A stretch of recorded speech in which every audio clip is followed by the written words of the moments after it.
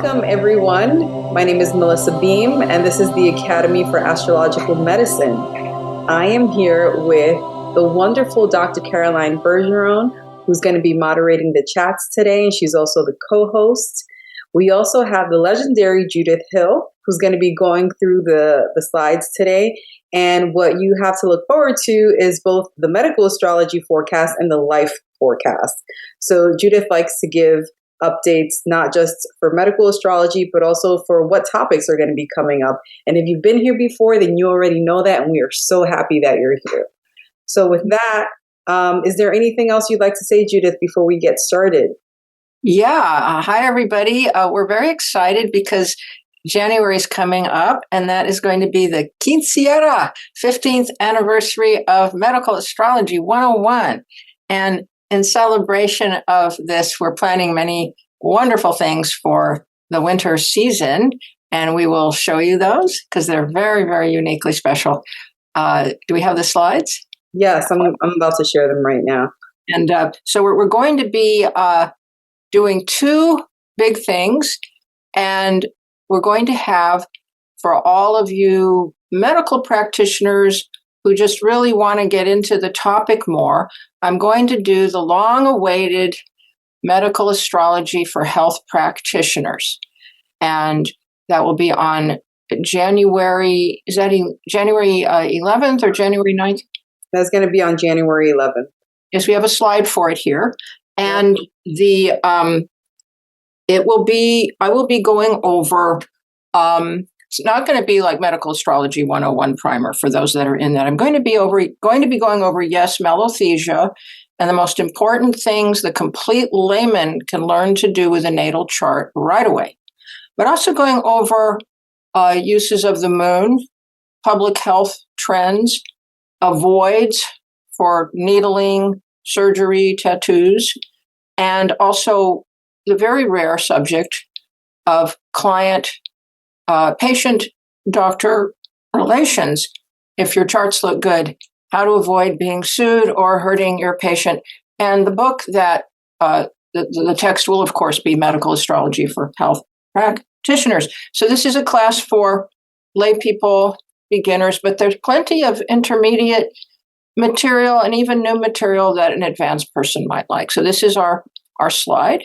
And we're also going, so if you know anybody out there who doesn't really know much but wants to get into the subjects that they can use it right away without being an astrologer, this is your course. And it's going to be 3 hours, 3.5 hours, probably, with questions. So we have this coming up. I'm very, very excited. And we might do a part 2 later. But this will get you walking in your shoes. And the next slide, please. We have our Herbalism and Medical Astrology Summit coming right up November 9th. So please tell your friends. Very special event. Nothing like it anywhere on the planet. I think it's the only conflated conference. I've been giving them since 2013. Melissa is now our main producer. I'm still helping with the production and many little matters, but she's doing most of the heavy lifting. And as you can see, doing an absolutely beautiful job. Thank you. I interviewed Marcos today, by the way. I don't think I updated you on that, Judith. So No. That interview is going to be coming out in a few days. So I had a chance to sit down with Marcos Patchett, talk a little bit about his background and the class he's going to be teaching. Wow, he's brilliant. I'm really excited. I'm excited to share that interview with y'all. He really knows his stuff. Yes, he does. And every single person on this panel is brilliant and knows their stuff and is simply top of the line lecturer. We were very careful in choosing the best people we could find, and there aren't very many that we can find in the double field of astrological herbalism. And then we have something, I don't know if we have a card, but we're going to be starting, oh, here it is. Melissa got it ready. Human Anatomy 101 for our Quinceañera. We have the world's first, I love doing world's first, Human Anatomy 101, a real medical course taught by this lovely Jessica McConnell, RNCOB, and I will be chiming in with the medical astrology anatomy. And so this is a real 7 6-part course. And this will put a suit and tie on our full 6 medical genre academy programs. I'm so excited about this. I'm so excited about this because I've spoken to Jessica several times. She's been a longtime student of ours. She is like one of the head nurses for a long time. She trains other nurses, and she's not only neonatal, OBGYN, she's also getting a specialty in mental health. She's just so well-rounded and so used to presenting and teaching that she's doing her own slides. I asked, do you want help? She's like, no, I'm doing my own slides. All of the major body systems. And then not only that, but as part of each class, Judith is going to tie it back to astrology. So it's kind of like you get that compliment, right? So it's not just when you're learning medical astrology, you're trying to picture the body systems, right? With this one, there's a focus on the body system, and then afterwards, medical astrology. And no one else can teach this class like Judith. And we have a true medical professional who's been in the medical field for over 30 years teaching with her. This class is going to be epic. So really excited about that. Yeah, I'll probably have a 15-minute portion and she'll teach the rest, to be honest. But we're really going to bring them together for the first time in history. This should have been done hundreds of years ago. We didn't have the anatomy then, and now they won't let the medical astrologers in. So now we're going to do it. Okay, so everybody's ready for the report, the Medical Astrology Report today. I am too. And again, disclaimer, we're not practicing medicine. We're not giving opinions or medical advice. If you have a health problem, please see your medical professional. All information and case studies in this class are hypothetical only. And we're not encouraging you to practice unlicensed medicine in any way, shape, or form. And you aren't to believe a word of what I'm telling you, even if it is true. So, thanks, Judith. On that note, we will begin. So, on November, we're going to start with some, I always look for the most remarkable aspects. And we're going to have some tutorials today, too. We're going to have a tutorial about grand trines and about stationary planets, because we have 2 of them this month, and how to use those. So some good tutorials to take home. But we always look at the most outstanding aspects. So on November 4th, Mars will enter Sagittarius. It's called an ingress at 5:01 a.m. And he will oppose Uranus at 9:30 a.m. And then this will be further accented on November 6th, even though, he's finished the ingress, but he's in, when Moon conjoins Uranus at 7:26 a.m. and then opposes Mars at 9:49 a.m. and opposes Mercury at 5:19 p.m. Now, why is this so important? First of all, Sagittarius and Gemini always speed up the nervous system. And when Mars gets near Mercury, this irritates the nervous system. Uranus, Mars, and Mercury, I want you to think of them as an electrical trio. We've done classes on this, our Mercury neurological class. Anytime these 3 get hooked up, or just 2 of them, you get heightened responses. You get herpes eruptions, you get shingles, you get pain, itch, nervousness, insomnia, epilepsy, you name it, electrical disturbances. So this starts a hyperkinetic wave that will be very, very strong again on the 21st of the month when the Moon joins with Mars and Sag. So you get heightened neurological stimulation, and it speeds the synapses and nerve centers. You have to be much more careful, especially when Mars and Mercury conjoin, which they will do later, I believe. But the whole time they're in the sign together across from Uranus, with needling, with anaphylaxis reactions, everything with herpes and shingles and viruses that hide in the nervous system, with sciatica. This is in the sign of the hips and the sciatic nerve. This always gets the sciatica going. People born with Mars and Sag have this same tendency. I know about 5 people with it. They've all had sciatica. And you can greatly help this with a combination of the sciatica, a combination of lavender and St. John's wort oils together, rubbed on right onto the nerve and in the gluteal fold, and this will very, very much reduce neurological pain. People also get carpal tunnel, shoulder pain, the nerves of the Gemini region, shoulders, hands, arms, the nerves of the hip region, both. You also can get spasm, which Uranus rules spasm, for those that study here. Uranus rules spasm. Davidson was very big on this. And so you can get asthma, bronchitis of the bronchial tubes are under Gemini as well, or any tiny tubes of the body can become more irritable. So this is an interesting one for insomnia. There's just a number of wonderful, wonderful herbs for insomnia. You might want to try calming down the herbs that calm down the spinal cord nerves.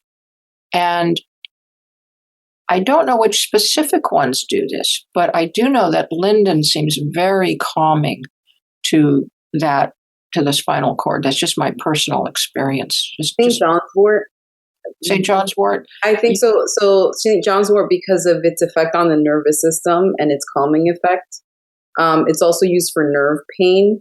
So John's wort, the only thing you have to be careful with St. John's wort is that I believe it's energetically warming. So you would need some other herbs to cool it down because it's already like dry heat from the Sagittarius and Gemini influence. Hey, well, also your anti-seizure herbs, blue vervain would be very, very good, and also passion flower.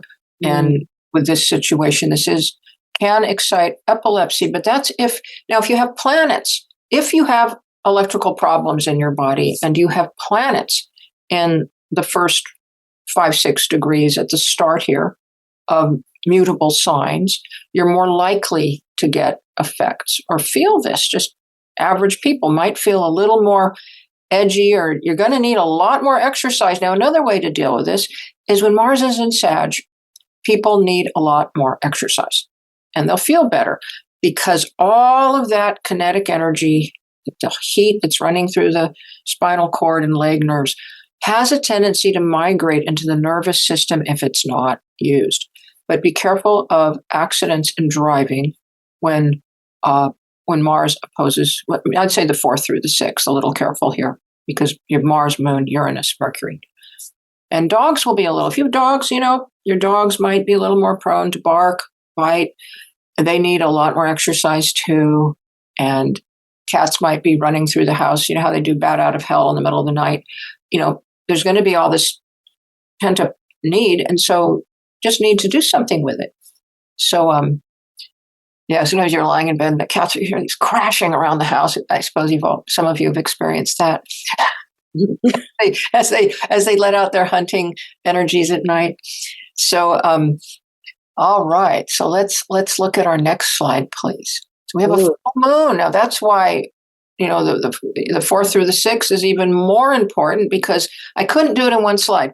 All of that was going on while we have a full moon across a sign of Mars. So it's even heightened.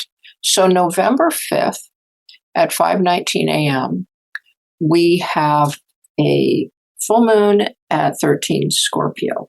And this degree is associated according to that list I use, but I'm not sure this is really true. It says the genitals and the true vocal cords, but I find the genitals are much stronger around the 1st degrees of Scorpio. And so, but here it says, this, but all the body parts of Scorpio, all the body parts of Taurus. Now, this is very, very congestive because it's moving into a grand trine, which we will talk about later, in water signs with retrograde Saturn and also Jupiter and the moon in Taurus. So you get a lot of fluid swelling up in the ear, nose, throat. You who have children might notice those children with Taurus moons almost invariably are very prone to ear infections, and especially or clogging or nasal infections and throat infections, especially if they do a lot of milk products. So you want to reduce your mucus-causing foods a day or two before this. During this, women may get heightened swelling if they're having their periods, and people may need some diuretics. So this is an interesting one. It does cause, yes, earthquakes, mudslides, floods, all the horrors, even volcanism. So you can expect usually within a week, 2 weeks after to a few days before, another big earthquake somewhere, but let's hope not. And then the 5th at 11:40 p.m., the moon is sextile to Jupiter, and then is moving on the 6th, 12:24 a.m. to a sextile to Saturn. This is an excellent herbalist's moon for making any kind of herb, really, but especially herbs that are going to be helpful to the lymphatic system, to the liver, to the spleen, Saturn and Sun, liver, Jupiter, to the glandular system in particular, like your poke root, your pine, the ones that are known to serve the system, because Jupiter rules the pituitary and so does Cancer. To help breast health, you can make all kinds of super herbs for colon health, UTI, nasal, so many body parts here, but also very good for bone nourishing herbs. Taurus is the best for nourishment, and food tastes really good on a Taurus moon. Nice time, if we aren't inundated with floods, to have a wonderful dinner party. Oh, wow. Yeah, it's going to be floody. We're going to also have some, for your bone building herbs, very, very nice. And also, this is not bad for helping feet. And also wonderful time to make herbs, to take herbs that push the lymphatic system. Yeah. I see this has a lot of sinus nasal pressure. Yeah. And possibly brain pressure. This can press on the brain as well. And so it's an interesting one. It's also pretty sexy, although it may be less because the Sun is in a grand trine to Saturn. We'll talk about grand trines in a little later, but what a grand trine does is lock energy in. I can't see myself. Am I visible to people, Melissa? Yeah, I can see you. That red looks so nice on you. Oh, thank you. Thank you. It's actually, it must be coming out red. Lime color. It's like a cranberry color, right? Yeah. I thought it was a perfect look for the Capricorn moon today. We don't have a suit and tie, but, black and puce. I think it's called puce. I used to find that word so funny when I was a kid. I just laugh about it. But anyway, why would you name a color puce? But the, so you have when you have a grand trine, things go round and round and round and round, and they get locked in. They can't get out. So whatever pattern you have going can't stop itself easily. So if you want something to hold, like they were putting in mesh for your hernia, this inguinal hernia for Scorpio, they had to put in some mesh or something and need it to hold. Well, this is pretty good, except full moons make things swell. So you generally don't want any medical things, any surgeries or anything on full moons, regardless, because things will swell and then things will go down and they've got things out of place. That's an old rule. You avoid a full moon by 48 hours. But generally, these aspects are the Sun moving into trine, which it will soon do to both Jupiter and Saturn, would be good for if you want to stabilize something. You want to, we'll be talking about this with the Venus grand trine coming up. But if you had something like diarrhea, something that's a pattern that just keeps going and going and going, it's hard to stop it. So it can go either way, these grand trines. And they can, in water signs, they can build internal infections or sepsis. Now, I don't know how many of you, I know some of you are herbalists and medical practitioners. Some of you may have noticed that in October, we're enjoying this Mars grand trine to Saturn and Jupiter. And when this happened a year or so ago, there were all kinds of internal sepsises and infections going on. Well, I've seen 2 vaginal urinary and uterine infections in October, late September, October, due to birth control devices that got out of hand because Mars is infections. And when Mars is in Scorpio trying to cause trouble, trying to throw things into the blood, and it's getting stuck because it's hitting retrograde Saturn in the sign of the ECM, and Jupiter just plugging up the upper lymphatics, you're getting a problem. You're getting trapped toxins. And that happens when Mars is in a grand trine. This just looks rather stasis and swelling like, but could have similar problems. So they're good for some things, not in others. Now, grand trines are known as protective. Well, yes, they're protective in the water element.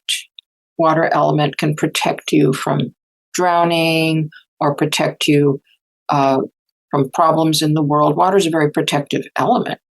But if you've got, a tumor growing that they can't reach, or you've got swelling or internal sepsis, it's not protective. It's protecting that.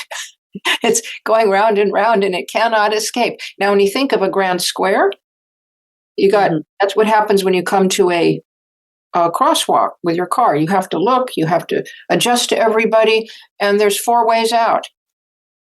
But grand trine, you don't have to adjust to anything. You're in your own mind, la-dee-dee, la-dee-da, life is beautiful. And things just go round and round and round and round. And that can happen with grand triners, people who have nothing but grand trines and very few squares in their chart.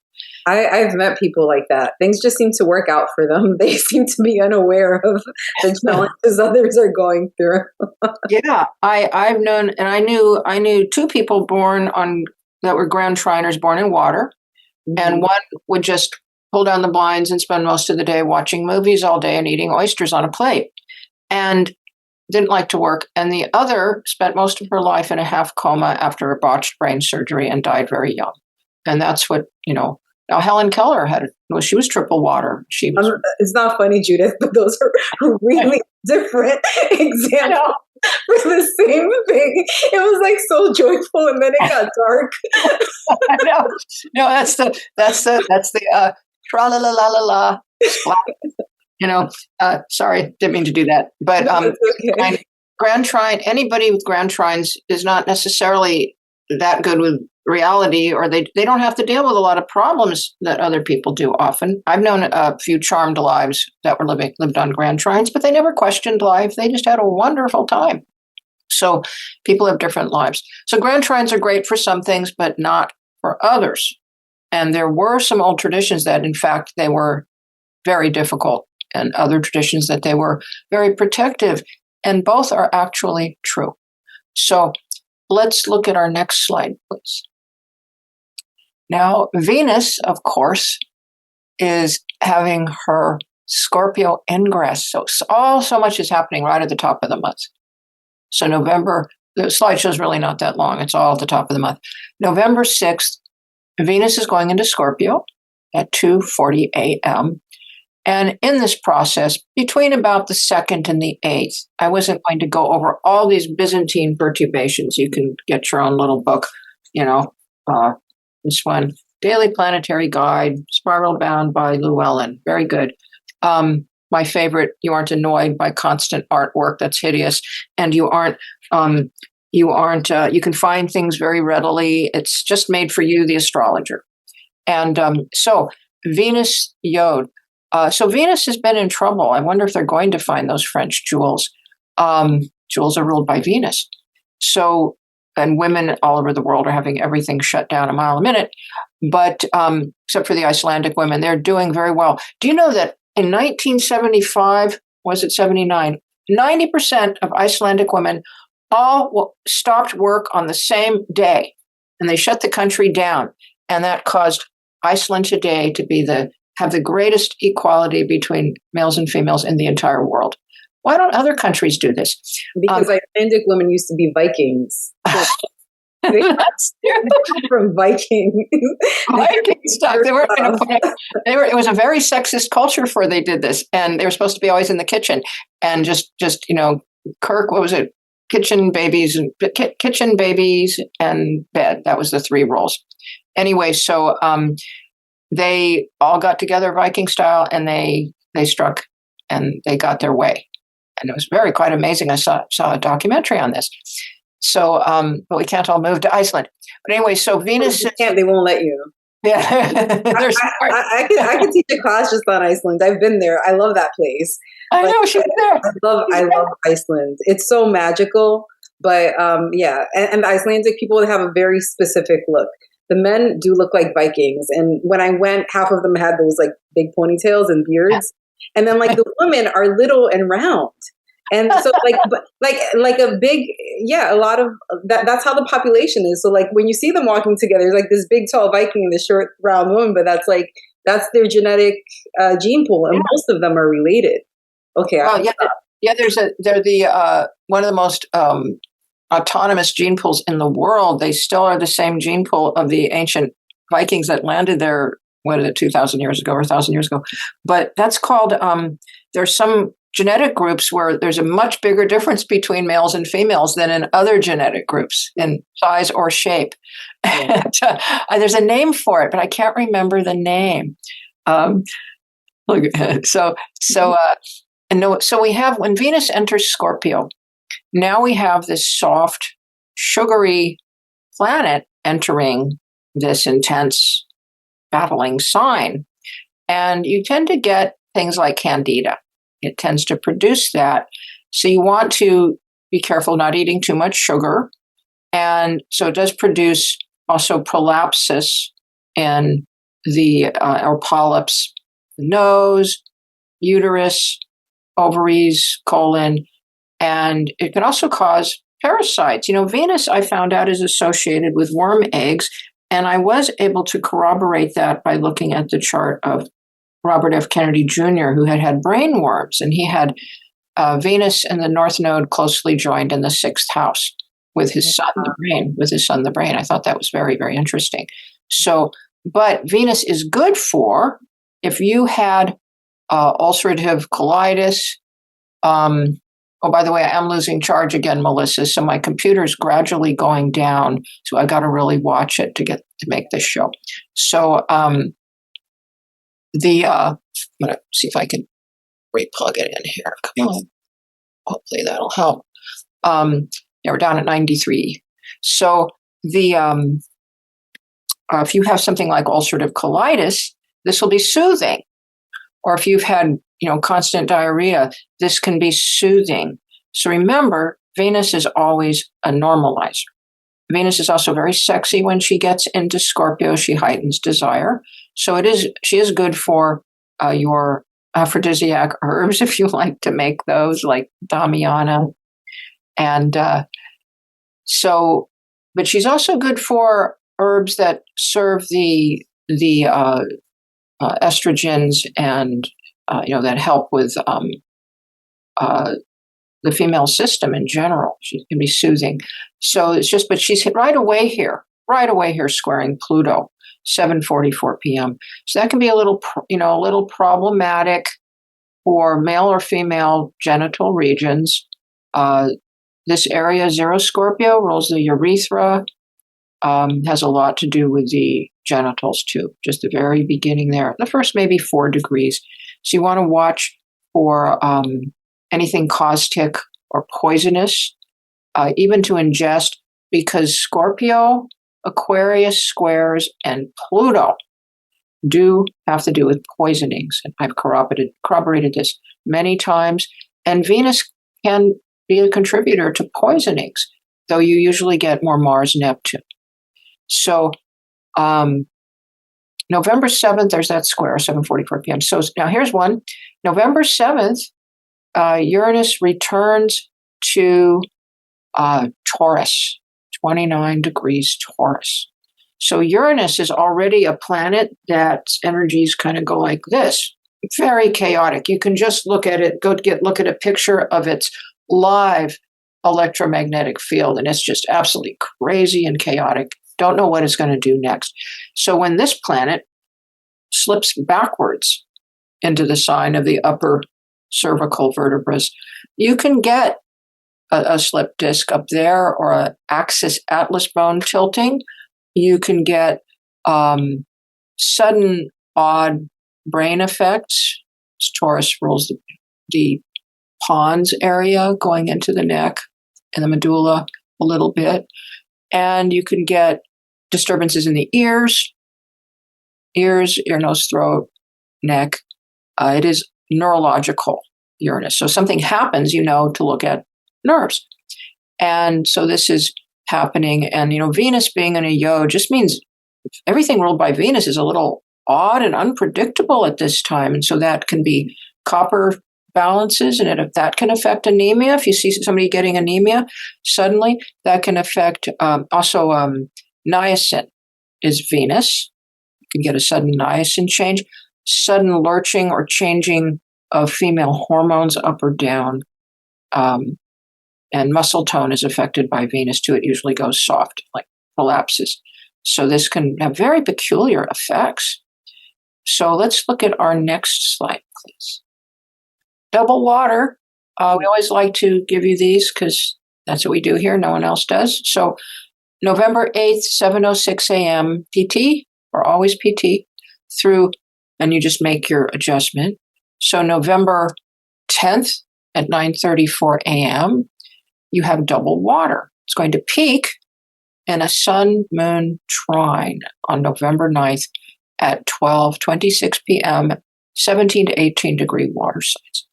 So two things. Water signs are always very wonderful for making herbal teas or tinctures or taking them, because water is the most comfortable for the herbal kingdom to absorb into the body and be accepted. Water accepts everything. You can throw your trash in it. It's fine. It's fine. Whatever you want to throw in the ocean, it's fine. And, not fine. Well, maybe not fine. It doesn't offer resistance. It doesn't offer resistance. It's true. Throw something at a boulder, it bounces back. You throw something into fire, it burns up. Water just, okay, So this is wonderful for taking your herbs. So the 17th, 18th degree is the heart of the double water grand trine. So if you are born near maybe 16 to 19 water signs, or you have even your moon or ascendant on those degrees, these are wonderful times for miraculous healings, because both the sun and the moon are lined up in a trine to your birthday, providing their celestial rays harmonious with your very unique birth ray you received at birth. Now, we have some interesting aspects. So on November 10th, the moon will conjunct Jupiter at 1:09 a.m. in Cancer, which, of course, heightens swelling, heightens appetite and overeating. This is extremely fertile at this time, extremely fertile, and also wonderful for making herbs that serve the upper lymphatics, or that help the lungs, or help the breasts, or help estrogens. And then moon will trine Saturn at 1:39 a.m. That means you can use an hour on either side, but particularly an hour into 20 minutes after is your hot period for these. Moon trine Saturn from Cancer to Pisces, very helpful for working with the stomach, the feet, again, the lymphatics, very good making herbs that'll help the bones too. These are good for liniments that you wish to cool things with. Your cooling liniments, like maybe peppermint. Peppermint is stimulating but cooling. It's very odd in its effect. I love these herbs that do things backwards. Like witch hazel is extremely astringent but extremely soothing to tissue at the same time. Go figure. So nature has everything for us. And then moon will trine Neptune, 8:54 a.m. You song and poetry writers, this is your time. Moon will sextile Uranus at 9:23 a.m. Now, when the moon's trining Neptune, great time for your sleeping herbs and your pain relief herbs. So next slide, please. Okay, Jupiter is going to be stationary on November 11th at 8:41 a.m. And so the emphasis of a stationary planet, especially a big one, Can even be for a week on either side because it's barely moving. We've explained this before. If you have a candle and you move your hand over the candle and then you stop, you're going to really feel that candle. Well, that's kind of what, the candle's the planet and the earth is like moving. So they look like they've stopped when you're looking. I don't have time to explain the astronomy, but when you're looking at the planet in the sky, it appears to look like it has just stopped in place. And so it'll be that way for a while. That's the first take home. So the day of station is not the only day that has the effect. It'll say, the planet's now out of station. Well, you'll notice it on the exact same degree for a few degrees. Mm-hmm. So the other thing, when a planet is stationary, its influence is much stronger. So this is great if Jupiter's trining you or right on your midheaven and you want a career opportunity. This is just fantastic for opportunities, folks. It's also fantastic for floods, lots of water, buildup of water in the system, swelling, especially breasts, belly, overeating, gaining weight, storing sugar, fertility. It's wonderful. Now, but everything ruled by Jupiter becomes a little more accented for those cases that apply. So Jupiter rules three main things: pituitary gland, co-ruled by Cancer and Capricorn, especially around the first 5 degrees of them. Jupiter rules the liver, shared with Virgo, Cancer, and some influence from Leo, gallbladder. And Jupiter governs the arterial system of the blood and the arteries, which I've been able to corroborate in many, many, many cases. These are all traditional. And it being in the sign Cancer, where is it going to be mostly noticeable? Sign of the pituitary, planet of the pituitary. So in the glandular system, also we're having the sun in the water sign. Water signs govern the glandular system in general. Pisces, the coordination of the glands, ruled by Jupiter. Pisces also governs they all govern some aspect of the lymphatic system, or the cleansing system in some degree. So here Jupiter is expansive and is just sitting still. So if a person has an issue like they're having swelling of the brain, having encephalitis, is that what that's called? And you see this coming and say it's on their moon, it could get really out of hand. And so when you see things, when to get to the hospital or to not let someone out of the hospital or not take a stint out. So this is very, very important. Or if you're having to make a decision of, what to do in a cancer case, will the cancer return? What should we do? So, you'll see. So Jupiter isn't necessarily good for everything, but Jupiter will be very, very helpful here in sometimes it can save a life, trining a situation. A good trine from Jupiter within 1 to 3 degrees is Jupiter's strongest aspect, useful aspect outside of conjunction, and one of the strongest aspects a planet can throw. Especially the forward trine, according to the Jyotish, is trining the sign in front of it. But trining the sign in back of it is pretty good too. So, again, really good for cooking. And we'll make super herbs. If you wanted to make a liver herb or a glandular serving herb, want to make your fertility herbs like false or true unicorn roots,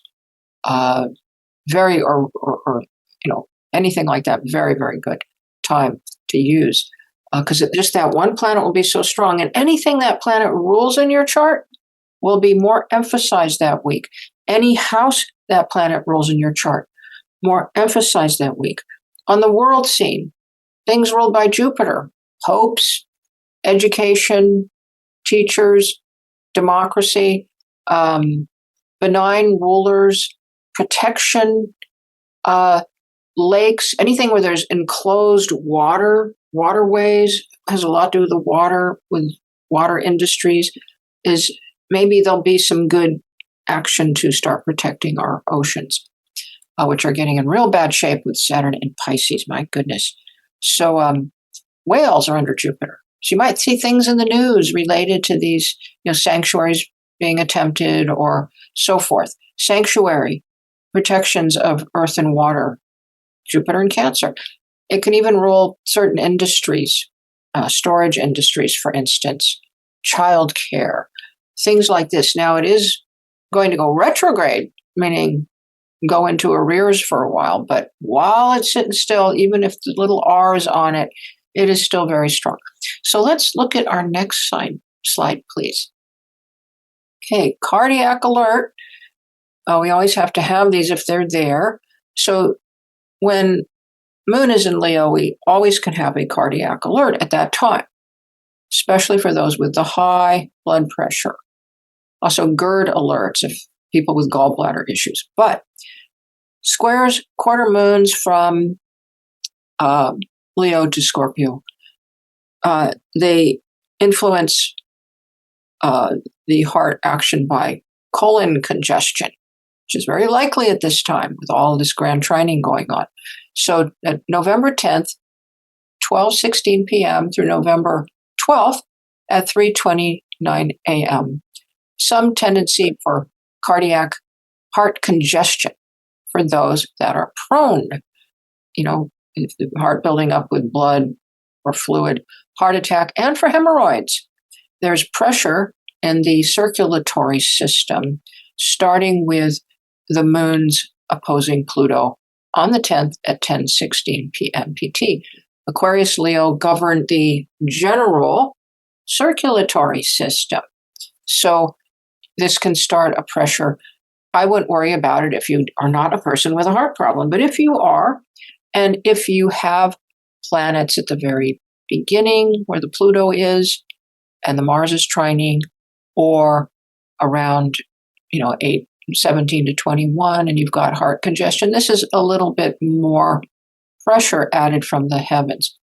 Now, the pleura is under Cancer, so we see possible buildup of fluid, related to the covering of the heart, the pleura. With, did I get that one right? I always mix up the one with the lungs. Lungs and the heart. The covering of the heart. We'll probably be covering this in the anatomy class. Yeah, we'll be covering that. So Jupiter can add more pressure from Cancer, the sign that rules the covering of the heart, right before Leo that rules the organ of the heart, and Jupiter's building up fluid. So just so you see how some of these can work. All right, let's look at our next slide, please, Melissa. Tanya said pericardiac. Yes, that's it, pericardium. I'm so sorry. The pleura is over the lungs. Pericardium. And you notice the Mars is trining the Moon. Now, why is that not helping?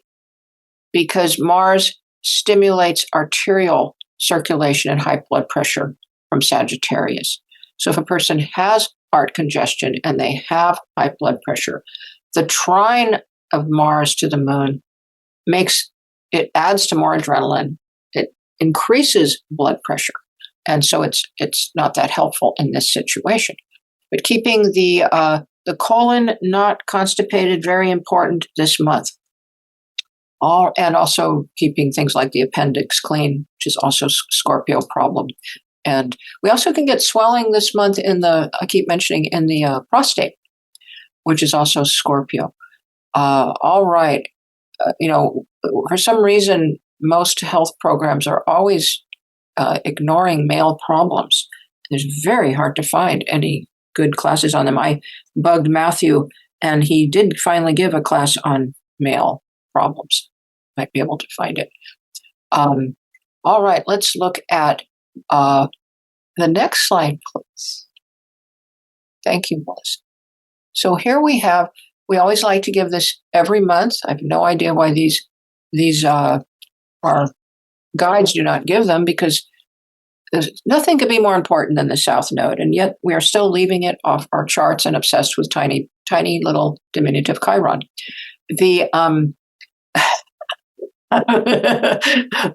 Melissa knows my rants. I should take a shot whenever you throw shade at Chiron. We should play that game in class. Like whenever Judith throws shade at Chiron and the lack of evidence for any of its medical significance, we just all take a shot of something. It can be tea. Well, it must mean something, but why is everybody obsessed with it when we have such huge, huge things to be obsessed with that are much more powerful, like the south node of the moon? More felt, yes. And gobble up all planets. So the November 13th, approximately 4 p.m., I'm giving this one a short orb. You could extend this several hours through November 14th at 4 a.m. Moon will be conjunct the south node. And then it's moving to an opposition to Saturn. This is a double whammy. November 14th at 4:30 p.m., Moon opposed Saturn. This is not a time to begin a protocol. Put out your advertising. It will go into a toilet. We just found that out. Just don't do anything. No, you can eat light. You can rest your body. Take care of yourself. You can clean house. That's a good one. South Node loves to clean. You can, if you're going to do a cleanse, be very, very gentle and work with the lymphatic system first. This is not medical advice. This is just astrological history. And, things experienced by astrologers. Because we have a plug here in the lymphatic system with Saturn in Pisces retrograde. I will say hypothetical. And so, this is a good time to be mindful of the intestines. The intestines for people who have problems there may be far more touchy. Not a time to drink a lot of alcohol. If you have a hernia, take it easy. This is when the intestinal wall, I've been seeing a lot of hernia cases, and you almost always get a weakness in the area where the intestinal wall muscle has been weak, such as in Virgo for the upper hernias or the inguinal hernias with Scorpio or both. And so this is one to just be a little careful. Do not overflood the livers. For instance, hypothetically, if you went out and ate a huge amount of fat, drank a lot of alcohol, this is even perhaps a healthy person might not be at their best afterwards. Just take it easy. Not a day to ask the boss for a raise. Just, take it easy. You can throw things out, rest. So our next slide, please. Look at this. So November 18th, 7:20 p.m., Mercury's retrograde ingress into Scorpio. But before it does this, Mercury opposes Uranus on November. Oh, no, because it's retrograde. So Mercury will then oppose Uranus on the 19th at 3:45 a.m. So this is a very mentally unpredictable period, both Sag and in general, and the last 2 degrees of Scorpio are prone to mental issues. Sagittarius to excitement, and so is Uranus.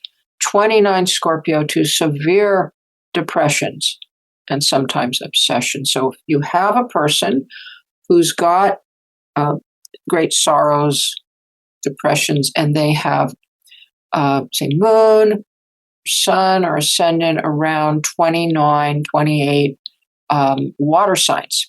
Any water sign will do, but especially Scorpio or Taurus. This is very provocative, and keeping the mental forces high, keeping good vibrations, the right flower essences handy, beautiful music. Do not watch horror movies or disturbing news. You'll be in much better shape.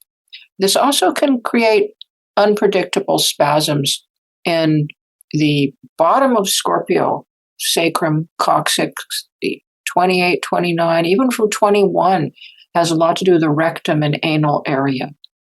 You can get spasms, you can get twists, you can get hemorrhoids. There's a lot of pressure with the moon on Venus in Scorpio. That's a hemorrhoid creator. On November 18th at 8:49 p.m., but a little on either side. You can get fallopian tubes moving. You can get ectopic pregnancies. This is kind of Mercury seems like such a tiny little planet. Should we give it much importance? he's probably the most important planet when it comes to medical issues at 0 to 1 degree orbs, especially to Uranus and Mars. I found this over and over and over again. I don't know if I should tell them my Dianne Feinstein story. Yes. Yeah, All your stories are good, especially if it's exact conjunctions. You told me this one, and I think it's very important. Well, we have a class called Mercury's Impact on Neurological Timing, and I don't know, something else. It's a class on Mercury and what it does. And I've discovered that when Mercury is lined up with Mars or vice versa, you get a lot of neurological stimulation that you probably don't want. And it causes things like herpes and shingles to appear from the nervous system. You also can get seizures or anaphylaxis reactions. Reactions to medicines much stronger. So I needed a new example because I'm adding to that class. And I'm going to add some more examples because I'm giving the class in China. So I'm adding a whole bunch to the class. So I thought, well, I need an example, a new example. Okay, I'm going to put up on the web a little sentence. What celebrity died from shingles? I wanted to get the birth date, a Rod and AA rating birth chart, and I wanted a date of death. They had only one, and it was Dianne Feinstein, the old mayor of San Francisco who became, many, many years, was either a congresswoman or a senator. And so I get her chart out, and she dies of shingles, and it has the date she died. The date she died. I couldn't even believe this is one. I didn't cherry pick one example, folks. Transit Mars was exactly conjunct her natal Mercury to the same degree, while transit Mercury was squaring her Mars within less than 1 degree. You cannot make this up. You really can't. That's so exact. Yeah, and it was both ways, and it was exactly what I was looking for. It's the same thing that happened to Queen Elizabeth when Queen Elizabeth almost died of smallpox. She had the exact same thing going on, or something really similar. So I started looking up, other things, but they weren't. I couldn't get another shingles or herpes death. That's what I wanted. I started looking up people who died of bites and stings and anaphylaxis, but those are a little more Martian. And yes, Mercury was tightly involved in every case, but Mars, Uranus was stronger because these were attacks like bites. But yes, you had and Pluto, you did have a lot of Mercury action. So the theory was completely corroborated. But this was just so amazing, the Dianne Feinstein incident. So let's look at our next slide, please. Yep. So we have a new moon on November 19th, 10:47 p.m., 28 Scorpio on the degree of lower Scorpio. So lower Scorpio is, of course, the anal area and can also influence the rectum, coccyx, so forth.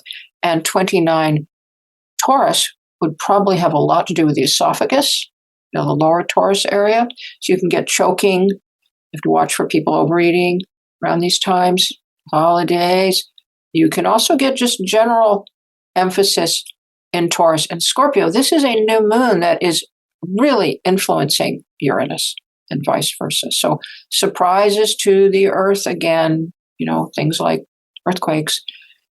And we have instability or sudden change to financial systems, food supplies. Everybody should have their, 6-month supply of food and water at this point. Ice melts. You can get big, ice is ruled by Scorpio. We are already having record ice melts in the Arctic. If you look at this, what could cause just an absolute unpredictable ice melt that people did not, we always we should have thought of that. But, what could cause that? But this, within a month after to a week before, floods, mudslides, at lower Taurus regions, the neck again, mental health, it's a mental health degree, all 28, 29 water signs, mental health. And we have a Mercury Sun Hazimi on November 20th at 1:23 a.m. I never know what to do with those because Mercury can be on either side of the sun, and I didn't get to check that. I've never found this to weaken a planet. It seems, the Cazimis are very strong. So if you're born on this day, you might be a great writer of detective novels, Scorpio. Hmm. So it emphasizes Mercury somehow. Never thought much about it. But November, again, 20th, 1:24 a.m., Moon opposes Uranus, and November 24th at 4:25 a.m., then the Sun does. So this whole period from the 19th, 20th, 21st, really, really strong. And Mercury just remains in opposition to Uranus, la-di-dee, la-di-da, anoretic on the mental health degree. We also have, however, a beautiful grand trine that this new moon is forming to both Saturn and Jupiter while there's all this Uranus action. Now, they say in a kite, and I've never seen this corroborated by any examples, but the idea is that the kite planet, which is Uranus, it's like pulling a bow and arrow. So it has a lot of power to do interesting things. And it's kind of a genius combination. So this could be remarkable breakthroughs, miracles, discoveries. This is in strongly medical science. Maybe we'll get an announcement that they've been able to create a new kind of human being or clone something. This is very strong DNA sign. Genetics is Scorpio. We could make some discoveries. It could be even archaeological discoveries. Maybe they'll finally discover some of these big questions which are missing in their very peculiar storyline of how humans spread all around the planet the way we have. And they have big pieces missing in that story. And when they're discovered, then they cover them up to keep the old story going. It's very strange. I guess everybody's building on everybody else's dissertation to move ahead their career. That's my thought. You know what? Academia can be really cutthroat. Yeah. So, there's definitely an issue with people not giving credit or not citing their sources properly. I don't know if they're teaching people how to make bibliographies anymore in school. How to cite their sources. I don't think so. But I remember they discovered, this was several years ago, it was in National Geographic magazine. There was documentaries on television. They actually discovered the skeleton of a woman, a human being, Homo sapiens, in Serbia. That was much older than any skeleton they'd ever found in Africa. And they didn't know what to do with this. So they decided that she must have come out of Africa, lived in Serbia, and then everybody went back to Africa, and then they swept the whole thing under the rug, and nobody's heard about this since. You never hear about this anymore because it would upset all the theories of the previous writers. And so instead of just realizing that we don't know everything, this is happening in astrology as well. We don't know certain things. Mm-hmm. Let's be content to not know and just say, we don't know that. Let's keep looking. And so we have, we don't know everything about medical astrology or asteroids or anything. So I guess humans like to think they know something. I'm always ready to know what I don't know. Yeah. But so this grand trine is very stabilizing in a way, but is Uranus ruining it? So looking at this, I don't know. I see a very stabilizing grand trine, and then I see Uranus opposing everything. So is this going to be stabilization being overturned, like a sudden falling of the dollar or something? Or is this going to be a miracle, a great creative idea that saves our food supply? Uranus is going to go one way or the other or both. So that's why I say I don't know. We will all see what happens within 4 weeks of this new moon, how Uranus affects everything ruled by Scorpio and Taurus, including crustaceans and weird sea creatures, which are washing up on beaches now. So let's look at our next slide, please. So Sol's, Sol, I know, I love this. Sol's ingress into Sagittarius, November 21st at 5:36 p.m. Now, I love a good Scorpio. Some of my best friends are Scorpio, but we all get kind of relieved when the sign is finally done. But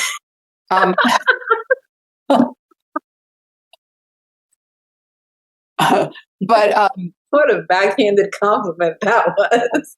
well, you get kind of tired of hearing about all the exorcisms they're doing and the weird colonic experiments, and you just want to have fun, So many people of your generation can get away with saying stuff like that and still being charming. Enjoy that. Well, when you're old, you can get away with a lot. It's true. It's true. Enjoy that. Yeah. I had a friend who she's got in trouble with the police, and she's older than me, and she said, well, I just played the old card. So, no, but I do love Scorpio. They've saved my life many a time. They're your most intrepid friend when in need. Yes. And the Sagittarius will just not be there. They'll flee. But they're very generous, lovely, and I love them too. Some of my best friends are also Sag. So anyway, one of my best book editors was a Sag. I love him. So anyway, this sign, all of a sudden, what happens? The vital force starts to descend into the hips and the thighs, and into the spinal cord, especially the lower cord, the coordinator. So we get more zingy energy, more need for exercise. It's the warmest and most stimulating it's the warmest of the fire signs. The other fire signs are hot. So it's the coolest of the fire signs, but it is still warm. And it is the one nervous fire sign. One takeaway here, and you've all heard me say this before, signs are not the elements. The elements are forces that exist in actual types of matter. Signs are their own entities that partake of the elements.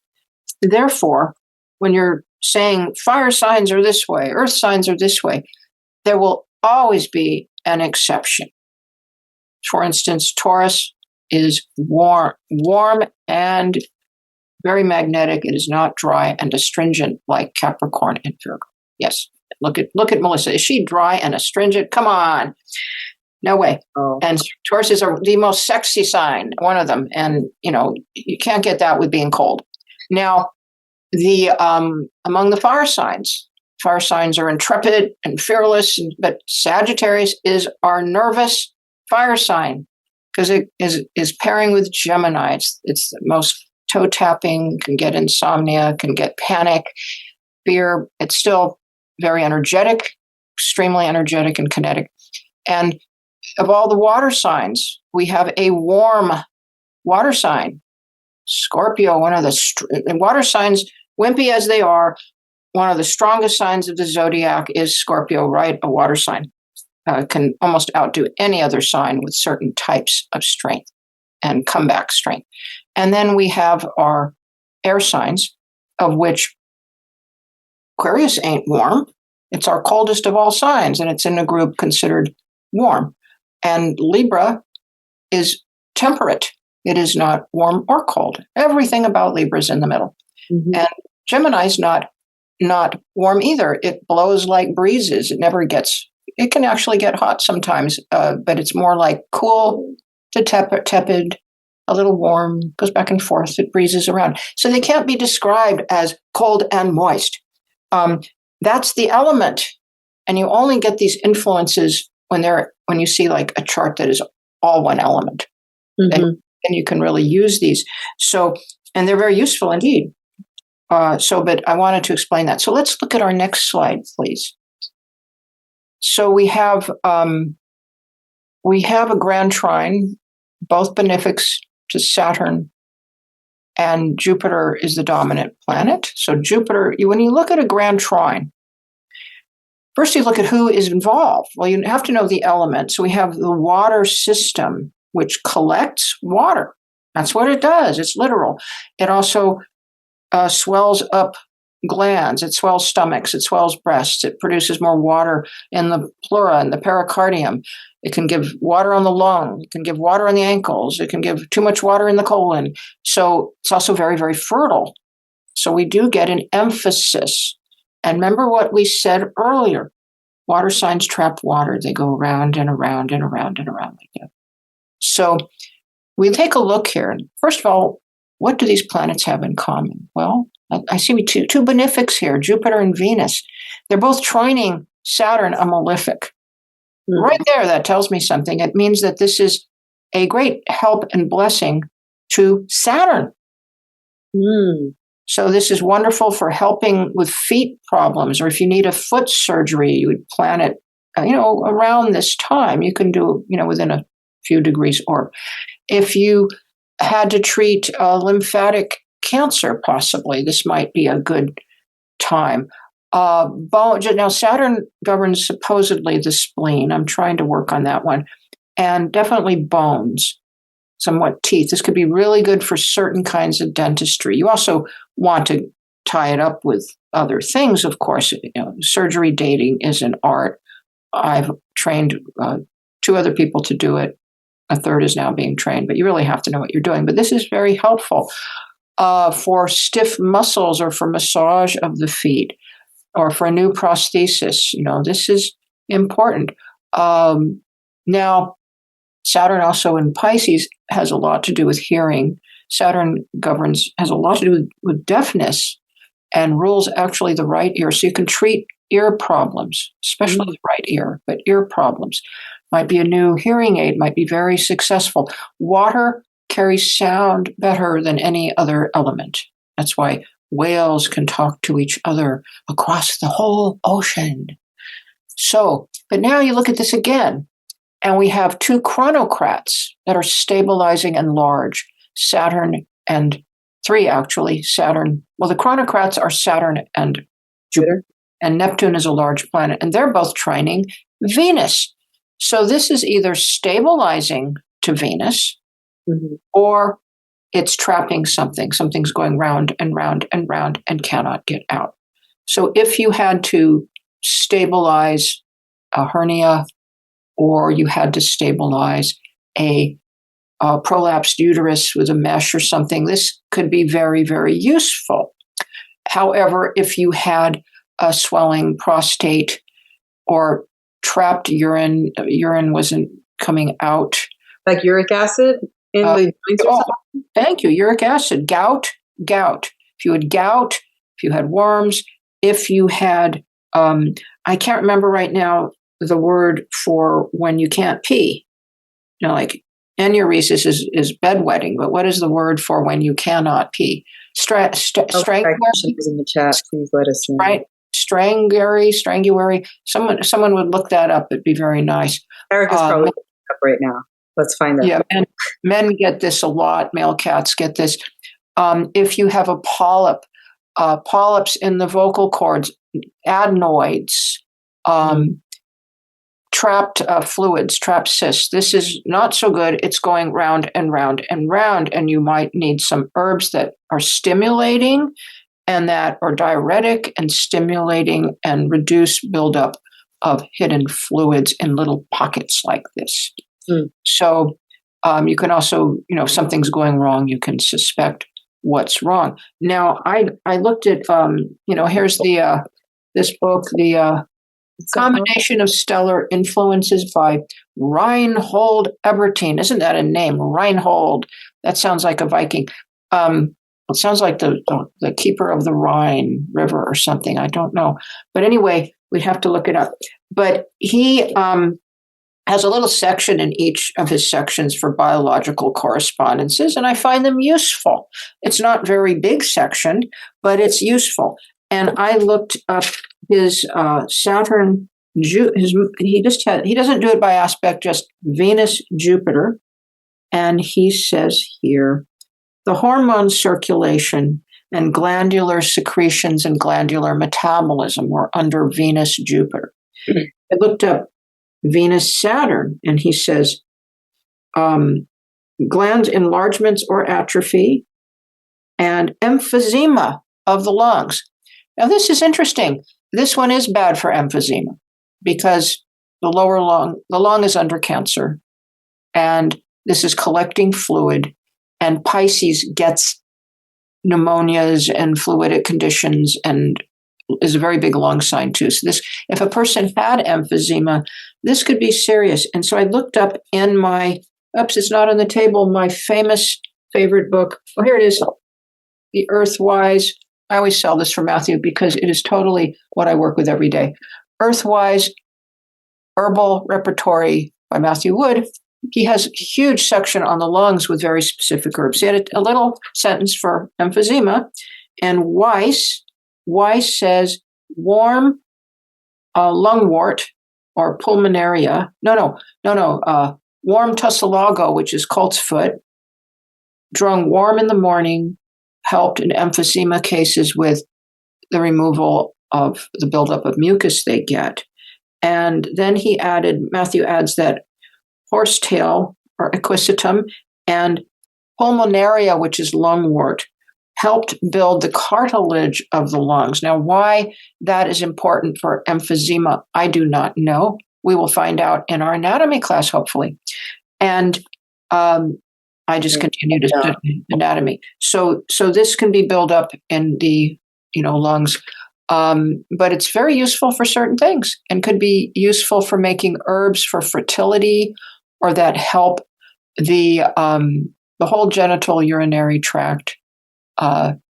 This could also possibly, but again, my mind is jumping, sorry. If something is going on, it's harder to stop it. You have to think of how to get into that with an herb, or a stimulant will usually break up a soggy, static, lymphatic, or watery problem.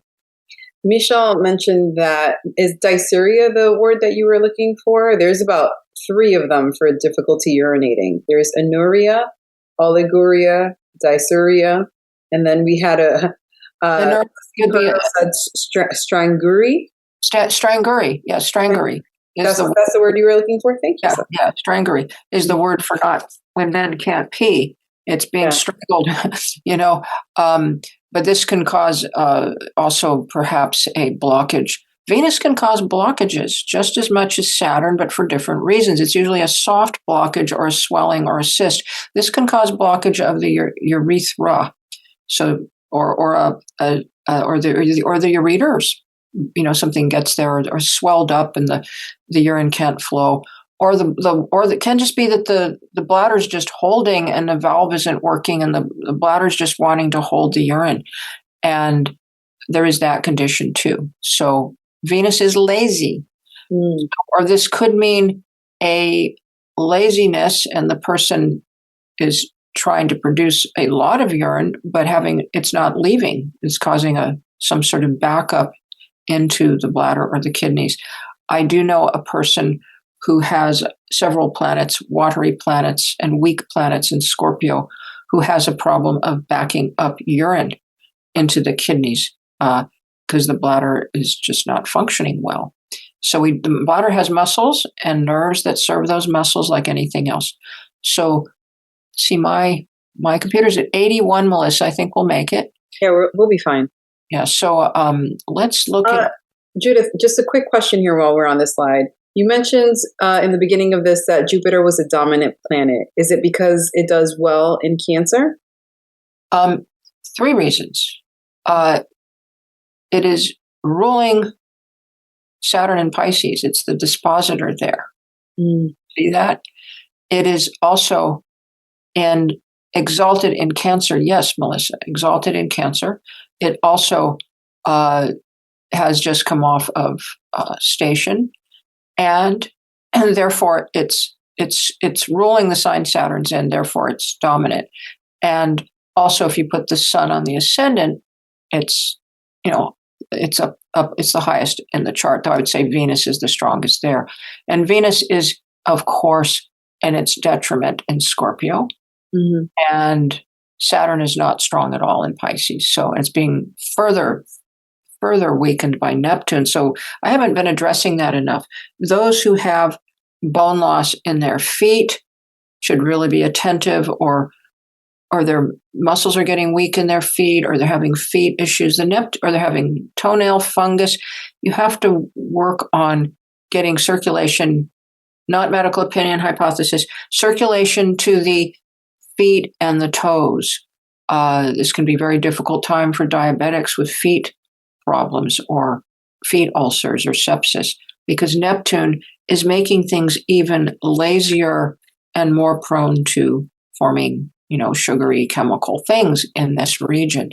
So, the feet are important. And Saturn, of course, will be most felt by people who have planets around 25 Pisces right now. This combination, 25, say 24 to 29. And if you have, but each planet is different. So, if you have your moon there, it can cause depression, or it can cause trapped fluids or very sluggish lymphatic. Your lymphatic planets, folks, are Venus, Neptune, and the moon. And your lymphatic signs are water signs. So we see a lot of this energy going on. And there have been just endless reports of die-offs and poisoning of the ocean. And I heard a report recently that 70% of our fish stocks are facing extinction, and 70% of our shorebirds on the Oregon coast here are gone. And I can corroborate that because I was at the coast this year and there were hardly any birds. I saw 2 seagulls. I saw no plovers. It was bad. And lots of odd things washing up, including dead birds, never seen before. So our oceans are in trouble. And I think the massing of, plastics are underwater signs. Massing of plastics, these grand trines are not being helpful. They're just going round and round. Nobody's cleaning them up. The human race never ceases to amaze me with its exceptional intelligence that goes unused. And, here we're going to the moon, but we can't clean up our oceans. So it's remarkable. But if we all got together and, did a little bit each person, it does help. So I always encourage that. I clean up the trash in my neighborhood and do whatever I can do. But anyway, so the November 27th, Saturn is stationary. So this is a big deal. 7:52 p.m. So actually Saturn gets very strong in that last slide too, because it's sliding into its station. So when Saturn is stationary, this affects all of our life affairs because Saturn is the structure planet of life. So if you have, very, very, very big projects, sometimes within a few weeks, they start getting put on the back burner or into a revamping zone where they'll be ready when Saturn goes forward. If your house hasn't sold by this time, very often it sits now. I've seen that happen. So it's always good to get things done while Saturn and Jupiter are both direct, which is before this moment. Now, but however, it's very deep, it's very thoughtful. Saturn now becomes stronger. So evil planets become stronger in their natures under retrograde, not weaker. And benefic planets get less able to be benefic. But while they're at station, about a week after this, they remain still very, very strong, whatever they are. So here we have, and often people have to make very, very important choices around Saturn station direct that will affect their life for 7 years, 14 years, 21 years. But when it's going retrograde, not so much. But it is an important time for spiritual reconsiderations. Everybody will feel it in the house it's in, planets it's influencing. Now, I always like to give you the day that Moon is conjunct Saturn, especially when Saturn's in Pisces. This will be the 29th at 8:42 a.m.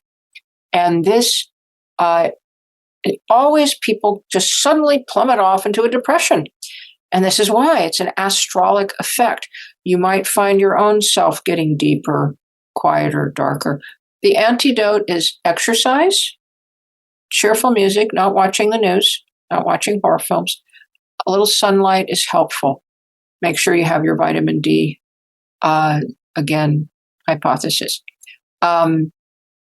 So this, you always want to watch this one. If somebody is on suicide watch or you have a disturbed teenager, you want to really check in on them.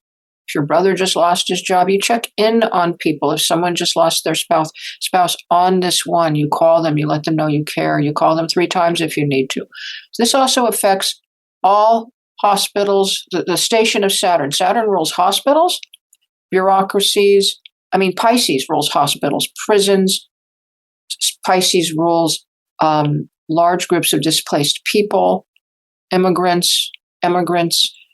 Pisces rules social systems and involuntary karma. Pisces rules the ocean. Pisces rules wasteland and has a lot to do with national parks, by the way, which are coming under intensified attack. And anything you can do to help against that is important. Health systems, all the health and social systems that we have, we're losing them. We're shutting down the rural hospitals here in Oregon. We're losing our staff.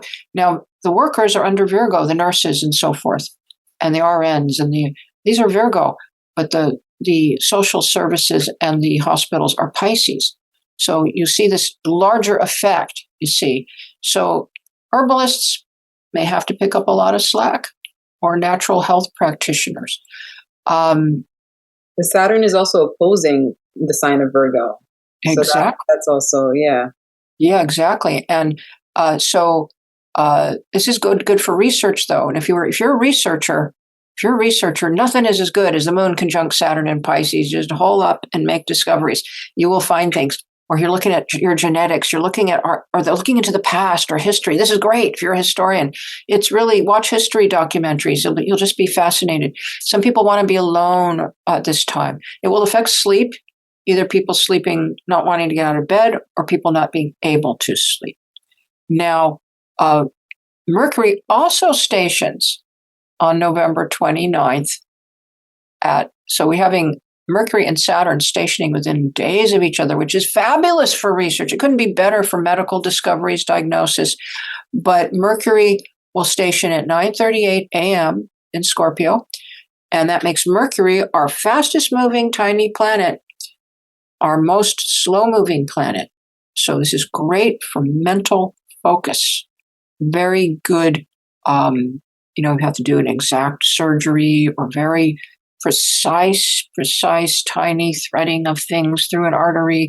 Very good for precision. The day of retrograde, of station or before, not so much when it starts to go retrograde, but still, I did not mention, there's things I've left off. There's a day that Mercury trines Saturn. That's the 22nd of November at 10:45 a.m. That's very good for skilled work and tiny threading and needling and, very good. And I also forgot to mention, big one, on the 21st, Moon will conjunct Mars in Sagittarius at 3:13 a.m. That is your night for insomnia. Good to just dance a lot or do something else. Animals will be crazy. Dogs will want to run. Even several hours moving into it and through the early morning. That moon in Sag, still opposing Uranus that we talked about at the top of the hour, I think on the 4th, 5th, 6th of the month. Very, very active. People will be a little hotter tempered. Good thing it'll be early in the morning here, but over in England, people will be driving. Not a good day to be out driving morning because people will be much more frivolous and rash and accident prone. And so that's the 22nd? The 21st, and it might be the 22nd in England. So it's the 21st at 3:13 in the morning. You want to give, probably 6 hours on either side. And not a good time to be in crowds because shooters can be active as they can the whole time Mercury and Mars are in Sag together. Sag is the sign of shooting things. Bow and arrow, projectile. And I've been able to corroborate this because I have charts of sharpshooters and charts of people who did sharpshooting in the army and who are good archers. And Sagittarius is very active in these charts, but curiously Capricorn as well. Little Orphan Annie, little sure shot. No, not Orphan Annie. Annie Oakley. Annie Oakley, little sure shot, they called her. There's nobody in history that has ever bested that ability. Mars and Capricorn. Yeah, Mars and Capricorn in the 3rd house. And she came from a absolutely horribly abused childhood, just horribly. And she was an amazing character if you study her life. Little sure shot. So, but I've seen many people with Mars and Sag who were excellent shots or archers and Sagittarians as well, and Mercury in Sag as well. So, and people fascinated with projectiles and firearms, Mars and Sag. So, and horses, horsemanship, running horses, excellent runners, best female runner in history, Sun, Moon, and Mars, all in Sagittarius, joined with Jupiter. Flojo, Florence, Joyner. Is she still, or has she been bested yet? Because that was a while ago. I don't think she's been bested. The last time I looked it up, it still said no one had bested her, but they don't give the dates that these reports are appearing on Google. It could be a 20-year-old report, but it looked modern. So I thought, well, I saw her run. I saw the pack of women were running, and they're all world-class runners. And she just comes up and just sails past them all. I mean, just sails past them all and goes way ahead. There's nobody I've ever seen do that. And so I highly doubt she's been bested. I think it's like the control over large muscle coordination. Sag is because doesn't the neuromuscular system, isn't that ruled by Sag? And so they just kind of have a bit of an advantage. Yeah, Sag is the sign of the neuromuscular coordination. And Sagittarius usually really excel at that. But they also have terrific spring, or, they have, I call it zing, because they seem to have a lot of some kind of vital force flowing through their spinal cord. If you're around, I know many, many Sag people and Sag risings, and you're around them, there's always this kind of sense of positivity coming off of them and a little bit of excitement. They're often very lovely, genial people, big smiles, but I call it zing, this kind of zing energy. That thing, yeah. I have a lot of Sag friends. They are like that, yeah. They seem to uplift those around them. They really do. They're always up for an adventure, assuming they're not already booked, because they're always going to something.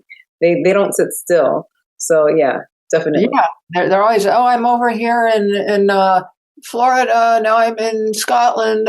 They just seem to fly around, do whatever they want. But if I'm at all depressed and I get into the orbit or have a conversation with a Sagittarian person, their vocal tone or things they say to me, it always uplifts me. Yeah. I heard that Jupiter is a planet that uplifts people with a strong Jupiter, uplift those around them. Absolutely. Okay, let's see. Is this our last slide, Melissa? Yes. Okay, our last slide, folks. Herbalist delight. Why? Because when the moon's in Pisces here, this is a reiteration of our last slide, but it's making all these wonderful herbal aspects, and it's a water sign. So the moon trines Mercury at 12:54 p.m. on November 29th, which is, will be good for almost any herb, because Mercury rules herbs, has a lot to do with herbs, but particularly herbs that would be dealing with the colon, and the nerves of the colon would be very, very good. Or the nerves related to genitals. This could be very good for treating certain cases of impotence in men. Just having to think. I'm sure there's a lot of other things. Also good for probably treating hearing as well. Mercury also has a lot to do with hearing and water signs. Cramps for females, like cramps. Yeah, maybe, yeah. Uterine cramps might be good, because there's also a sextile to Uranus that might be, anti-cramp. Your herbs that work with, like cramp bark. Cramp bark is one that was famous. Black cohosh. So then, 7:45, the moon trines Jupiter. So this is again from Pisces to Cancer, excellent for taking. This would be good for making or taking your lymphatic herbs, but it's so cold, this one. The moon's on Saturn. You may really want to consider, hypothetically, a warming lymphatics. And I think pokeroot is one. I can't quite remember, but somebody mentioned, Pipsissewa. Pipsissewa is a UTI herb, but they use it for many things, and it was very helpful in urinary conditions where there was blood or pus. and it might be useful. This might be useful for tincturing or taking. But these are good for taking herbs that are anti-cold, anti-swelling, anti-water collection. But good for, if you're making herbs, good for herbs that treat the planet, like treating the liver, Jupiter, or treating the lung. And the trining of Venus, 3:13 p.m., very nice for uterine herbs and estrogenic herbs. This is the perfect time to make herbs that help women become more fertile, very fertile. Even though the moon's on Saturn, it's still so watery, so well aspected by two benefics. And but I would prefer the moon in Cancer, so it's not on the Saturn, or in Scorpio. I would, but you still use it if you're in a pinch. But you may want, it's still forming this grand trine again, so you may want herbs that relieve mucus in the lungs, or open the tubes, and that are a little like ginger with a little peppermint and elder, opens the tubes, or a little coltsfoot, deep, like Osha, herbs that get in with a deep congestion, if that's going on. I hope we don't have a lot of lung stuff coming up for people with these. Before you were mentioning the lymphatics, Roseanne mentioned that calendula is a warming lymphatic. Thank you, Roseanne. That's what I needed. We need warming lymphatics this month, October and November. A very cold, stagnant lymphatic pattern with the Sun Grand Trine and the Venus Grand Trine. Yeah. And so adding a little warming lymphatic. Can someone look up if poke root is cold or hot or warm? People have different opinions on poke root. I think it's a warming astringent. It's got like both. I know it's definitely astringent because it helps get rid of like cysts and boils and all of that. It's the most effective, powerful lymphatic I've ever seen. Yeah. But it's dangerous. You need to be very careful and work with an herbalist. It's like warming, drying, and astringent from what I've seen. It'll clear out a boil in no time. Red root is helpful. Now, blue violet would be a cooling, moist lymphatic, which, if you want a cooling, moist lymphatic, this couldn't be a better time. It's actually would be better with the moon on the Jupiter in Cancer or the moon on the Venus in Scorpio. But if you had a lymphatic congestion, then taking a cold lymphatic herb would not be as helpful as taking calendula. Like say you had moon in Pisces and you were a Cancer and you were swelling up, and you had lymphatic congestion or water bloat, you wouldn't want to take blue violet because it's cold. It would help a little, but calendula with some ginger or a touch of cayenne, might be much, much more effective. And now dandelion root would be is listed as cold, but it seems to work anyway. And dandelion root is the specific for cleaning out the breast tissue, and is also very useful for liver problems and lymphatic and urinary. So I would say for October and November, dandelion root tea would be a very big help. And I also believe angelica is a little warming. Angelica is warming. It's a warming stimulant. Yeah. So and it works on stimulant. So and it's not a lymphatic herb, is it? But I don't believe. But it works with the female hormones.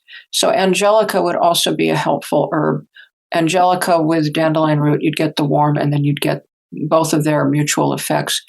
And so you want to think things out. Make sure your two herbs are complementary. How do you know that? By tasting it. If you make yourself, like if you put alfalfa, peppermint, and oat straw all together and you drink it, it is so delicious. Your body goes, yes. So you know that they're chemically harmonious. Now, if you suddenly put chamomile in with the peppermint, they do not like to be in the same thing. They go, ew, get me out of here. Just like different bitter flavors. Yeah, they probably don't even like to grow next to each other. So some plants will battle each other. And I found it interesting. I got a book on a brand new book on Chinese herbology, and it said that some herbal combinations will kill you. One of them, they said, was seaweed mixed with licorice. Do not put those together. In other words, you can't just throw everything in. You have to smell it and taste it if you're going to do a combination. And some herbs just go beautifully. All the herbs that grow near each other in the garden are probably, like I go out in my garden, there'll be cleavers sitting there next to a thistle, next to dandelions. So I figure they like each other. Mm-hmm. And then if it tastes okay and I don't have a bad reaction, you always start with a tiny little amount. You smell it, you taste it, or you put it on your wrist. That's what Lise Wolf does. If you want to see take herbal classes that are demonstrated. Best classes I've seen for herbal demonstration, Lise Wolf, herbalist. LISEWOLFF, I believe. She has the most wonderful programs. And she has an incredible background and resume. And I love taking her programs. And she's so Hamish, so friendly and warm and family-like. I love her stuff. But she will show you, she'll break it down in the best way how to actually do things. She's got great courses on root craft and everything. And, helping with all kinds of problems. So I guess we have time for a few questions. Yes. Now. Yep. Oh, wait, this was one last thing that you had mentioned, but you did talk about. I think. Oh, you had 2 more slides, Judith. Right. We got to hurry up. I'm down. Let's go quickly. Okay. So electrical amping alerts, heightened neurological responses. I added a few. So I said November 4th through 6th. See the slides. November 12th. 3:15 p.m., Mercury-Mars conjunction in Sagittarius. We did not go over that. That is really, really, really important. That causes the most electronic tendency towards pain, itch, muscle irritation, which can cause cramps and spasms, and all manner of irritation to nerves or the spinal cord or the sciatica. The 12th is the worst aspect. But also when the moon, that one I gave you on the 21st, which I should have also added, was the moon conjunct Mars at 3:13 a.m. on the 21st. Should be added here as well. We have November 13th, 2:49 a.m. PT, the moon in Virgo, square a retrograde Mercury. Mercury rules Virgo. Virgo's a neural sign that governs the sympathetic nerves. And then the moon squares Mars on the same day at 4:03 a.m. So within a few hours, you have a lot of tension and neurological activity to the digestive nerves. So eat light, folks, and this also prevents sleeping. November 27th, 9:53 a.m., the moon in Aquarius squaring Uranus. So Aquarius is our most electrical sign, followed by Gemini, Sag, and maybe Gemini and Sag, yeah. And then squaring the electrical planet Uranus. So, and we already went over the November 4th, 6th. These are all times as a practitioner or a person who has animals or children or cantankerous spouses or has to do a lot of driving or works with a lot of electrical equipment. This is when you have to be a little more mindful. I just don't drive on these dates. And if I have to, I put a lot of protections up, and you should too, because people are now driving on their phones. So let's look at our next slide. I hope you like these little alerts. So November 29th, 6:48 p.m., Venus opposes Uranus. And on November 30th, 12:14 p.m., she enters Sagittarius. What a relief that will be to the hips and the sciatic nerve. Mars will still be there. I think Mercury will still be there, but the sun will still be there. But when Venus enters, those with sciatica will feel some immediate relief. I've seen it myself. Just there's a little more pain relieving energy entering the sign. And so when she's opposing Uranus from Scorpio to Taurus, you can get odd hormonal effects. You can get sudden bouts of extreme and unpredictable libido. You can get a lot of emotion around past lover issues, which happens at 29 Scorpio. Oh, really? Oh, yeah. Or resolve. I find 28, 29 Cancer will be obsessed with their family of origin problems and crying. And the 28, 29 Scorpio, it's lovers and sex. And 28, 29 Pisces, it's the whole world. And people will be out of their mind because the whales are dying and so forth. So that's how these water signs work at this degree. This is a very interesting, because it can release a lot of emotion at this time opposing Uranus. Might be useful for, you have to think, what could it be useful for? Some kinds of creativity, but it would be hemorrhoid prone. And so it rules that exact region, and choking prone. And could have some interesting effects on, Taurus, Scorpio, that are a little more Venusian before it switches over.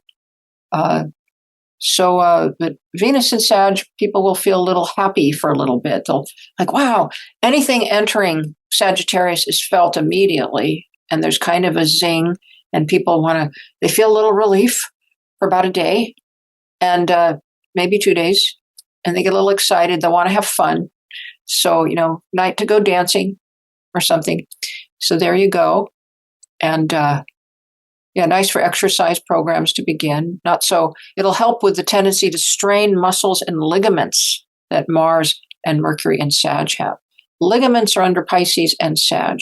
Mars also rules ligaments. So Mars and Saturn. So Mars and Sag can strain ligaments, especially as it is squaring Saturn, which I don't think it does within this month, in the following. So we haven't covered everything because we can't. There's many things we don't have time for. So I try to pull out for you folks the most important or things you're just not going to get anywhere else. Oh, and my books, there's my books.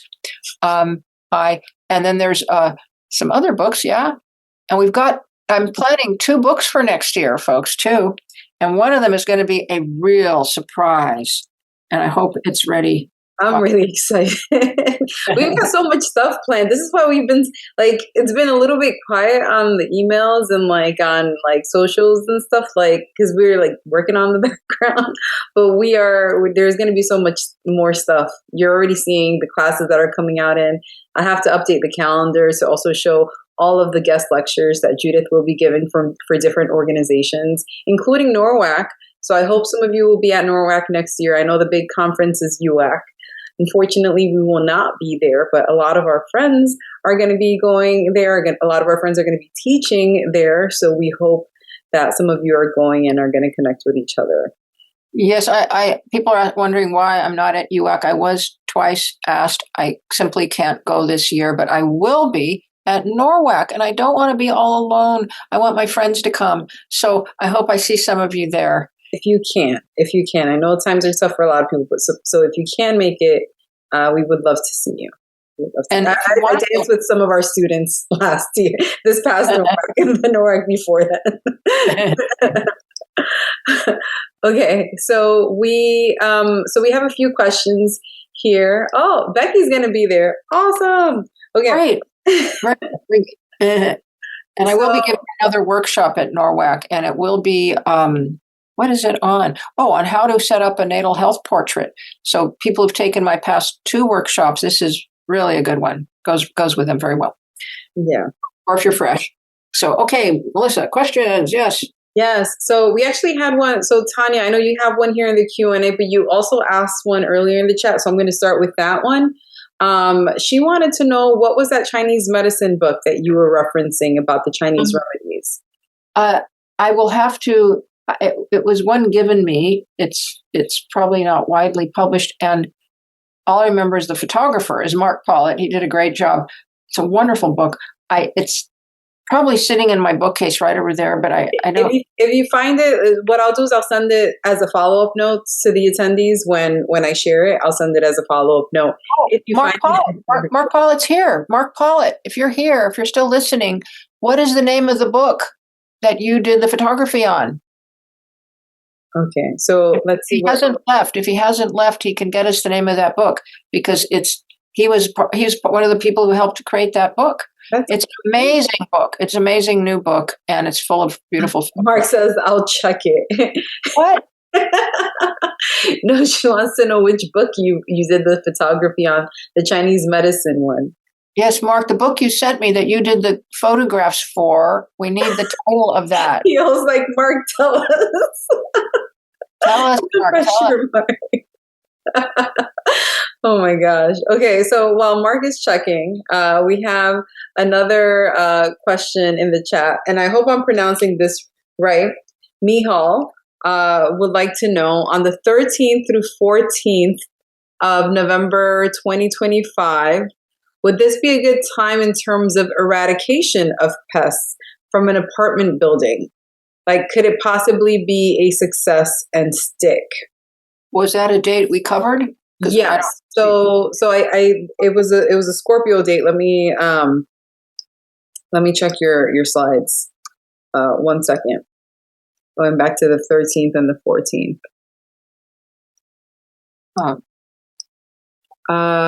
The moon conjunct the south node.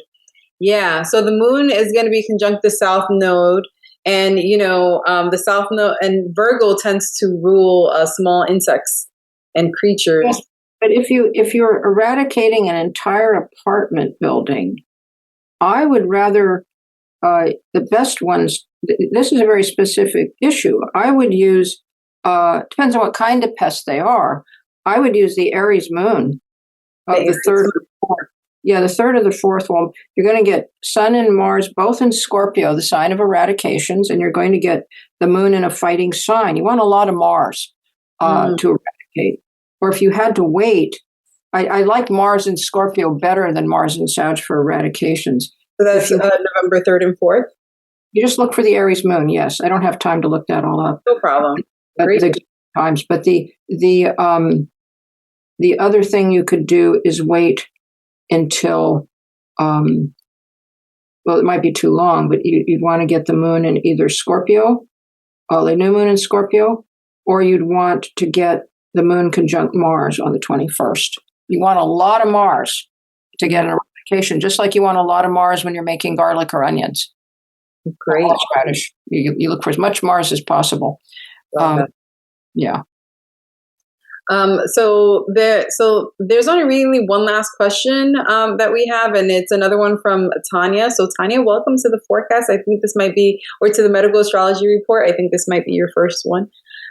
So she would like to know, what about Grand Trine in air in your natal chart? Like, are there any high level things that you should be aware of if you have a Grand Trine in air? Well, this is a question answered without seeing the rest of the chart. Because if part of the Grand Trine is getting some good squares, it may not behave like a pure Grand Trine, which is not getting any close squares. But you'd be running a lot of air energy going round and round and round, and you'd have to see the planets involved, and you'd have to see the symptoms. So I can't answer it in a decisive global way for you personally, see. But you get trapped air, and that means you can get too much neurological energy that's just running around and round and round, or it could be living all in your head, not being very practical. I've seen that. Yeah. It could be a circulatory issue, or just very good circulation, because it can protect the circulation. It could be very good. It's either going to go very good or not, the opposite. Depending on what's going on. It could bring a problem with oxygen. It could be the person's really oxygenated and just, this is a element that works very well. It's very stable for them, so they get wonderful oxygen. Or it could mean an oxygen, not enough oxygen to a certain area. So you would have to lead by your symptoms and see the whole chart and the 3 planets that are in the Grand Trine. I won't worry about it. It could be it doesn't have to be a bad thing. Yeah. And it's something, these take a lot of thought I actually sat for about half hour thinking about what these Grand Trines could bring in water with these specific planets today.